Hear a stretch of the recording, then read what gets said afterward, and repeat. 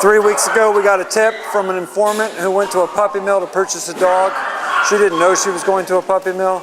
She found horrendous conditions. We were contacted. We were able to send our undercover investigator. She was able to get the evidence needed. We brought it to the district attorney's office. It was so compelling, the district attorney decided to go ahead and deploy our resources. We set up our emergency shelter yesterday, and last night at approximately 4 p.m., we assisted the district attorney's office in conducting a search warrant on a property in Warren County. We found horrendous conditions, approximately 120 dogs alive, 7 dead dogs, 5 birds, 5 exotic birds. Dogs were living in typical conditions for a puppy mill, very small, tiny wire pens, feces-laden, urine-soaked.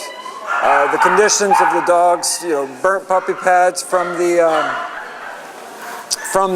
urine and feces they've been laying in. It turns into an acid and it burns their fur, their skin, and their pads. Emaciated dogs, extremely matted dogs, you name it. And today our team of vets are going to be working around the clock to treat each and every one of these dogs. And as they do so, they're identifying the severity of their condition. This was a puppy mill, an unlicensed puppy mill.